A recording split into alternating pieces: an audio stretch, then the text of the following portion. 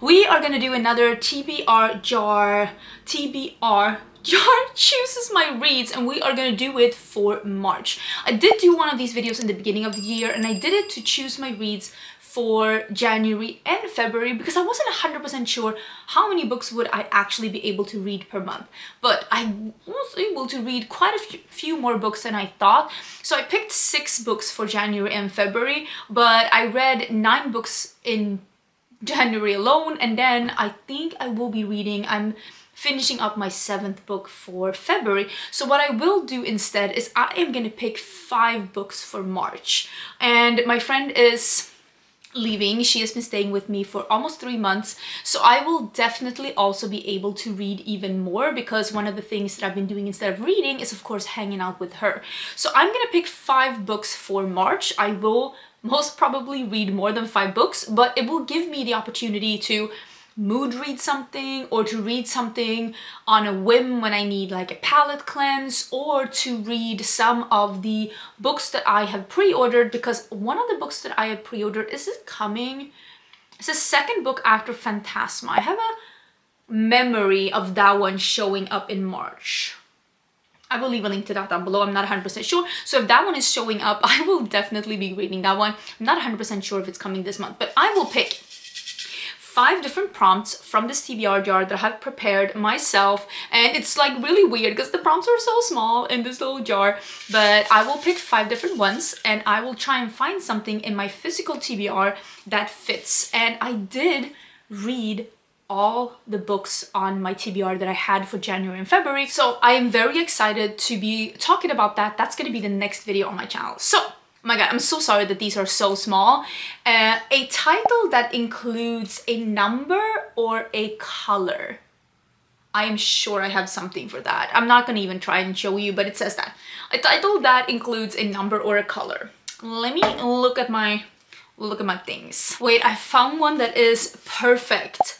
One Dark Window. I got this book as a gift for my birthday, and I am so excited. So this is the first book in a duology, which is a romantasy duology that is supposed, I have heard this being described as a little bit different, and I love that it's a duology. I love like a freestanding, a duology, or a trilogy. Sometimes I feel books go on for too long, I'm gonna be honest with you. So this says Maiden, Monster, Martyr, and it's by Rachel Gillig, and I've heard so many good things about this. Elspeth Spindle needs more than luck to stay safe in the eerie, mislocked kingdom of Blunder. She needs a monster, and apparently the monster lives within her. It's like a voice that speaks to her. Apparently this has this very unique magic system that is almost connected to like tarot cards and collecting cards, and it's supposed to be some kind of a like romance as well. So I'm excited to see what this is going to be. I'm pretty sure that the 2nd book is already out. I think it is this one, The Two Twisted Crowns. So I'm gonna put this on my to read list. I think that this will be a great book because I've heard so many good things about it, and always when a book is like super hyped, I want to see, where do I fall? Where do I fall? Do I think it lives up to the hype or not? And I love reading fantasy books. So let's get our 2nd one. That's gonna be book number 1. I'm gonna get one in the bottom, this one. This is gonna be our 2nd one. I have one here. It's like the smallest one ever. So this says, a book with a non-human protagonist. Okay, so no humans. Fae, vampire, werewolves. So gonna need to go a little bit fantasy here as well. A non-human protagonist. Okay, let me go hunting. Okay, one of the books that I really want to read is A Fate Inked in Blood. And I thought that this was a Norse mythology, like retelling, romantasy, but Norse mythology. So I wanted to make sure that I fully knew what this book was about. And it says that Freya is forced to reveal her deepest secret. She possesses a drop of goddess blood, which again, Freya is a goddess in Norse mythology. And when I saw that that was her name, I was like, wait, this could be. So I am gonna go with a non-human protagonist with this one because she is definitely part goddess, and I am so intrigued to read this one. Second book is coming out soon. This is the special edition one with the light blue metallic. And the next special edition one is the orange metallic, and it's coming out real soon. And I will be very excited to have read this one when the second book comes out, because I've heard so many good things about this. So this is by Danielle L. Jensen, and it says like this.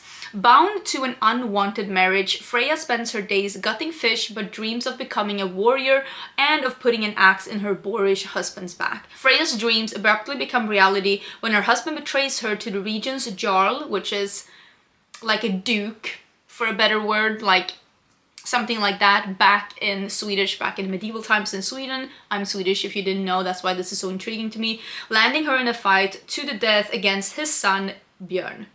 It says Bjorn here, but Björn would be the Swedish name. I guess they're just not doing the dots over the O's. To survive, Freya is forced to reveal her deepest secret. She possesses a drop of goddess blood. So I am very, very, very excited about this. Oh, and there's like a little romance going on here as well. I cannot wait to read this one. I've heard so many good things about this. And I'm so excited that she had like a little goddess in here, because she fit to that one real good. And I do have another book by this author that I want to read as well, and I'm excited. This might be the book I actually start to read after I'm done with the one I'm reading now, which is Heartless Hunter, which also has second part just came out. And if I like this book, I'm only 120 pages in, but if I like it, I might buy that book, the second one, and read that one as well this month. We'll see. Third one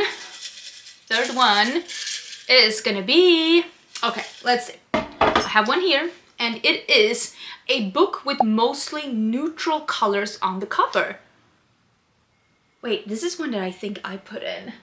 Sometimes when I did the TBR jar, I found some prompts from other people, and then I did some myself. And I did this one specifically because you can tell with how I'm looking today. I love color a lot, and I especially love, like, you can't tell that today, but I love like what I call 70s colors, warm yellows and oranges and murky greens and stuff like that. So let's see if we can find a neutral book. Okay, wait, this might be the time where I finally read Legends and Lattes. This is by Travis Baldree. I bought this book out of recommendation from my friend Rachel Palmieri. She really liked this look. Her and I do not have the same taste in books, I will say that. But she said that this was a really nice, like, cozy fantasy, and I've never read anything that is described as a cozy fantasy. This is the first book that I've picked up in that genre. I have seen that genre become more popular throughout the last like 2 years, but this is the only book that I own that I would describe as that, and I'm very excited to read it. This is more about the vibes and pretty thin about the plot. But you know what? This could be a nice palette cleanse. Again, just something that is about the vibes, because I have two, like, what I'm guessing are going to be a little bit more intense fantasy reads. Yeah, and this one says, someone is leaving this review. Take a break from epic battles and save the world. This is my new comfort read. Yeah. After a time of bounties and bloodshed, Viv is hanging up her sword for the last time. The battle-weary orc aims to start fresh, opening the first ever coffee shop in the city of Thun. But rivals, old and new, stand in the way of success, not to mention the fact that no one has the faintest idea what coffee actually is. That's so cute. Yeah, I've heard that this is, the way that I've heard this described is that it's like almost like Dungeons and Dragons inspired, but like what happens after the last battle, like how do you settle down after being like a warrior your entire life. So very, very excited to read this one. And again, it's a pretty short one. It's like, yeah, just under 300 pages.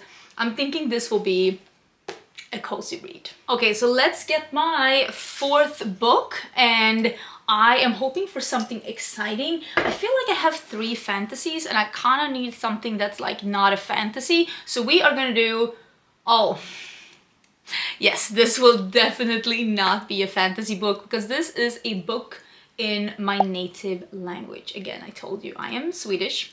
So I have one book that is in my native language, and I put this prompt in here because I knew that I really wanted to read this. Well, actually I have more books that I could have picked, but I really, really want to read. This is Björnstad by Fredrik Backman. And again, I'm Swedish. I've heard so many people talk about Björnstad, not only Swedish people, but like American book influencers that have been talking about Beartown and how great it is. It is about a small town in Sweden, and what I've heard from Swedes is that this is very perfectly capturing this small city, sleepy small town in Sweden, almost forgotten, kids are just moving out, nobody wants to stay, kind of a spirit that is pretty prevalent in bigger parts of Sweden right now, and I'm very excited to see what this is. It is about a hockey team, it is about protecting the youth, it is about how far can you go to protect something like the hockey team from making the city maybe a little bit more fun again, and just how far can you go to just distract from bad things that are happening. Just like, I'm very excited. Apparently this is a series on HBO Nordic. Did anyone see that? Is it in Swedish? I might want to get my hands on that as well. This review is on Swedish, and it says, without a doubt, his masterpiece. So I'm very excited. I haven't read any books by Fredrik Backman before, but I have seen the movie En man som heter Ove, which is, it was remade into English as well with Tom Hanks, A Man Named Ove. And honestly, the Swedish version is so good, and I'm so happy that more people are able to see it. If you haven't seen it, I think it is on Netflix, I want to say. Great film, but I'm excited to read this one. It's a little bit thicker, but this is a Swedish pocket, like we call it pocket books, and they're smaller. So even though this is a little thicker, I still think that it's probably going to be a quick read. I think I need to empty my card as well. Okay, let me pick the last one. I don't know if this is going to be a longer video or not. Probably not. I have one here. I'll save this jar for next month. Let me actually put it to the side, and we'll save that for next month again. This one is a book with an object in the title. Oh, an object in the title. I have so many. So now let me actually bring out some options. Okay, I have two options here. Actually, I was thinking about heavenly bodies as well, but then I was thinking it's actually not referring to bodies as a body. It's referring to like heavenly bodies, and it's like, that's something else, right? So I did not include that one, but I found two here. One of them is The Bridge Kingdom by Danielle L. Jensen, which again is her newest series after this one, and this is a warrior princess trained in isolation. Lara is driven by two certainties. The first is that the King Aaron of the Bridge Kingdom is her enemy, and the second is that she'll be the one to bring him to her knees, and then his knees. And apparently something happens, and she isn't able to follow through, and she discovers things aren't really like she thought they were, and that's where the book like takes off. I've heard mixed reviews of this one, but I'm kind of intrigued to dive in. The other one I have are The Stars Are Dying by Chloe C. Peñaranda? I think I'm saying that correctly. I think the second part of this book just came out. I think this is about vampires. Okay, I could be about that. I had to change the memory card, but I feel like now that I've read a little bit more about this, I honestly have no idea what this book is about. There's some kind of a... Every now and then, 5 different human lands compete in a cycle of safety from the vampires. She's wondering if she's going to be competing in it. I don't even know what this is about. Like, what is this one about? I honestly have no idea. Should I give this one a try? Just because I don't even know what this one is about? You know what? I'm gonna pick this one. I don't even know what this is about even after reading like the synopsis. Like, I still have no idea what this book's about. Also, look at the gold, it's so pretty. This book overall is so pretty. I think I'm gonna read this. This is The Stars Are Dying, and I'm excited. Wait. Okay. This is the book that has this pretty... Oh, they look hot. Okay. This will be good. I have no idea what this book is about. This could be... this could be the worst. So, one of the books we are going to be reading this month is The Stars Are Dying by Chloe C. Peñaranda. I hope I'm saying that correctly. That N, that is like with the little squiggly, We don't have that in my native tongue, so that's why I'm struggling with like figuring out how to say it. We're also gonna read Björnstad by Fredrik Backman, and I'm very intrigued to be reading this one. I've heard so many things, and very rarely do you hear about like Swedish authors being really hyped on like American like book talk and like YouTube book videos. Then we're gonna read Travis Baldree, Legends and Lattes. I'm excited about that one too. And I am going to be able to read A Fate Inked in Blood by Danielle Jensen. I'm very excited because the second book, I already ordered it. So I hope I'm going to like it because the second book is coming. And I am so intrigued to see what I think about this one. And the super hyped One Dark Window, which I think is going to be probably the darkest read here. I've heard that this is a little darker, a little bit more mysterious, not heavy on the romance. This is like a fantasy like novel with some romance like back plot, which that's totally fine by me. I do think sometimes romantasy takes it a little bit too far with the romance and they kind of forget about the plot. I've read some books as of late, if you've seen some of my review roundups, that have been just so heavy on the smut that I'm like, what was this book about again? Absolutely crazy. So I'm excited. Those are the 5 books that I'm going to be reading in March.